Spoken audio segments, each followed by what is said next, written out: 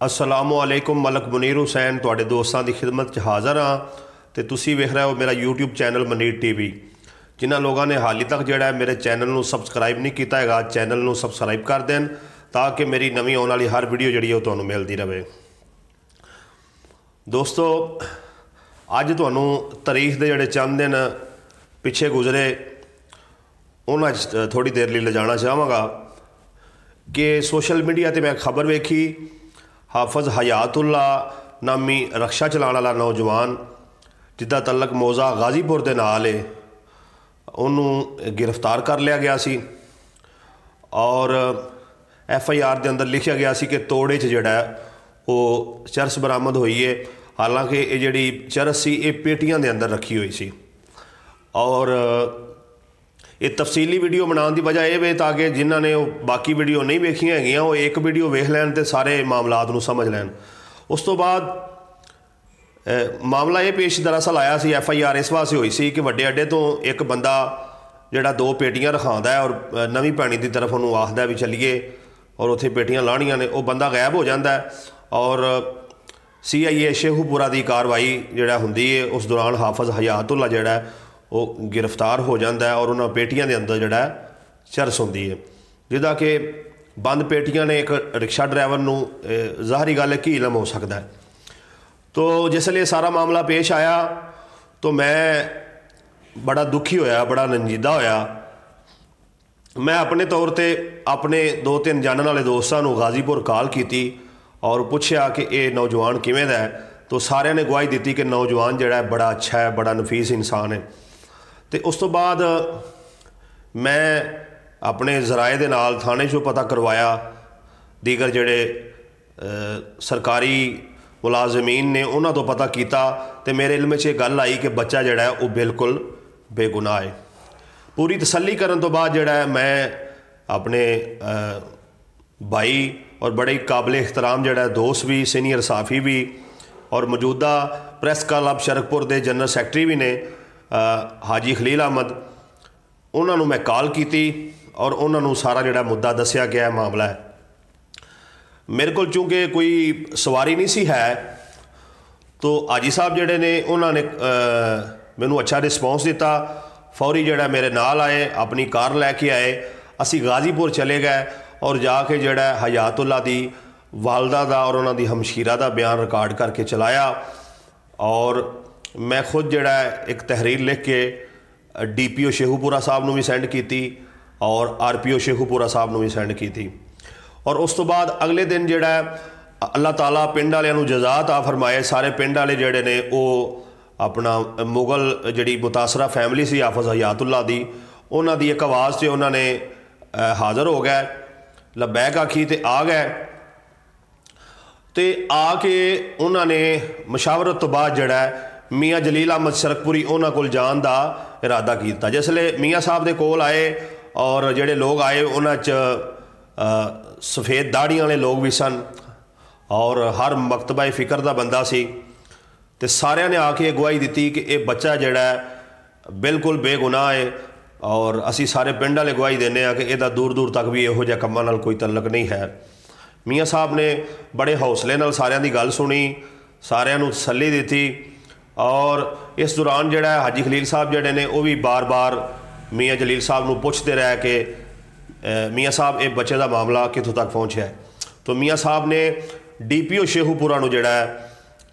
खुद जाके मिल के सारा मुद्दा उन्हां दे सामने रखिया और उन्होंने यकीन दहानी कराई कि मैं हजूर मियाँ शेर रबानी रहमतुल्लाह अलैह उन्हां दी अपना आल होने की हसीयत दे नाल और उन्हां दा सजादा नशीन होने की हसीयत दे नाल और एक MPA होने की हसीयत दे नाल और एक मुअज़्ज़ज़ पाकिस्तानी शहरी होने की हसीयत दे नाल तुहानूं यकीन दिलवाना वा कि मैं अपने तौर पर मुकम्मल जानकारी लई है। ये बच्चा जिहड़ा बिल्कुल बेगुनाह है। तुसी इस मामले जिहड़ा तहकीक करो और तुहाडे सामने भी हकायक आ जाएंगे। तो मियाँ जलील अहमद शरकपुरी साहब उन्होंने कहण दे उत्ते जिहड़ा DPO शेखूपुरा ने एक टीम बना दी और उस टीम ने अपना काम शुरू कर दिता, तहकीक शुरू कर दी, जांच पड़ताल की। मुकम्मल जांच पड़ताल तो बाद जिहड़ा उन्होंने रिपोर्ट जिहड़ी है वो DPO शेखूपुरा साहब नूं पेश कर दी। इस दौरान जिहड़ा मैं और हाजी खलील साहब इस मौजू ते रोज़ाना की बुनियाद के उत्ते मामला जिहड़ा वो डिस्कस करते रहे और गाजीपुर के लोगों को भी मैं गाहे बगाहे इहदियां खबरां लैंदा रहा। चौधरी मोहम्मद यासीन गोग साहब जिहड़े ने वो भी उन्होंने भी बड़ी दिलचस्पी लई इस मामले और उन्होंने सारी फैमिली जिहड़ी है अपना अजीज़ो कारब ने वो भी इस मामले अटैच रहा, मुकम्मल तौर पर पूरी सपोर्ट की और जिथे भी जाना पिया अपना हाफिज़ हयातुल्ला की फैमिली के नाल गए। तो अज जिहड़ा DPO शेखूपुरा साहब ने हाफिज़ हयातुल्ला की फैमिली नूं बुलाया सी और बुला के जिहड़ा उन्होंने मुबारकबाद दी है कि असी मुकम्मल तहकीक की है, तुहाडा बच्चा वाकई बेगुनाह निकलिया और इंशाअल्लाह ताला मेरे रब ने चाहा तो पीर वाले दिन जिहड़ा हाफिज़ हयातुल्ला रिहा हो जाएगा, हाफिज़ हयातुल्ला अपने घर आ जाएगा। मैं इस मौके के उत्ते सब तो पहले शुक्रिया अदा करना DPO शेखूपुरा साहब का कि जिन्हों ने शफाफ तहकीकात कीतियां, उन्हों की इज्जत और एहतराम जिहड़ा पूरे ज़िला शेखूपुरा भर की आवाम बिलखसूस तहसील शरकपुर की आवाम की निगाह होर वध गई है। अल्लाह ताला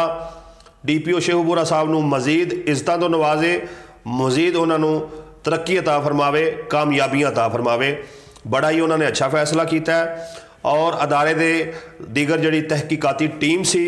उन्होंने भी सलाम पेश करना कि उन्होंने भी ईमानदारी दे नाल सारे मामलात नूं वेख्या और बच्चे दे हक जिहड़ा फैसला आया उन्होंने तहरीर किया। और मियाँ जलील अहमद शरकपुरी उन्हों का भी शुक्रिया अदा करना कि मियाँ साहब ने खसूसी काविश करके खसूसी सिर पीड़ लैके रोज़ाना की बुनियाद पर कालां करके पल पल की रिपोर्ट लैके सारे मामलात की अपनी खसूसी काविश के नाल जांच पड़ताल करवा के ते बच्चे दी हाफिज़ हयातुल्ला नूं रिहा करवाने के अंदर सब तो ज़्यादा और बुनियादी किरदार अदा किया। मियाँ साहब का भी मैं ममनून ते मशकूर हाँ। और इस मौके पर हाजी खलील अहमद साहब जिहड़े ने सीनियर सहाफ़ी, मैं उन्हों का भी शुक्रिया अदा करना कि हाजी साहब ने अपना टाइम दिता और अगे जड़ा बढ़ चढ़ के सारे मामलात नूं ज़ाती दिलचस्पी लैके ते इस मामले नूं हल करवाने अपना बुनियादी किरदार अदा किया। किसी ने पूछा किसी कोलों बई तू मैनू की दिता है, तो उन्हें आख्या मैं तेनों अपना टाइम दिता है। सो जनाब सब तो वध के हाजी खलील साहब की मैनू ये चीज़ पसंद आई कि उन्हें जिथे अपनी जड़ा कार लैके आ गए उन्होंने ये नाल नाल अपना टाइम भी दिता और भरपूर उन्होंने इस मामले काविश की। हाजी खलील साहब का एक बार फिर शुक्रिया। और इस दे नाल नाल जिहड़ा हाफिज़ हयातुल्ला दे जिहड़े अजीज़ो कारब ने अल्लाह ताला उन्होंने भी जज़ा अता फरमाए और खसूसी तौर पर मौज़ा गाजीपुर की आवाम जिहड़ी है वो काबिल तारीफ़ है, लायके तहसीन है। और मैं इन्हां गाजीपुर की आवाम नूं सलाम पेश करना कि इन्होंने पार्टीबाजी तो हट के सारे ग्रुपों के लोग जिहड़े ने उन्हां दा सियासी ग्रुप कोई भी है वो यकजान हो के मुतहिद हो के इस मामले आपस खड़े रहे और उन्होंने हाफिज़ हयातुल्ला की फैमिली का हर मौके के उत्ते हर मुकाम के उत्ते खा वो थाने जाना होवे, खा वो मियाँ जलील साहब को जाना होवे, खा वो DSP फरोज़ वाला उन्होंने को जाना होवे, खा वो DPO शेखूपुरा साहब उन्होंने बुलाया होवे उन्होंने को जाना होवे, हर मुकाम के उत्ते जिहड़ा है ये पेश नज़र आए। मैं इन्हां दा भी शुक्रिया अदा करना वा ते अल्लाह तबारक व तआला दी बारगाह दुआ है कि अल्लाह ताला हाफिज़ हयातुल्ला दी आने वाली ज़िंदगी जिहड़ी है बेहतर बनावे और अल्लाह ताला उन्हां नूं और उन्हां दी फैमिली नूं जिहड़ा अपने हिफ्ज़ो अमान विच रखे।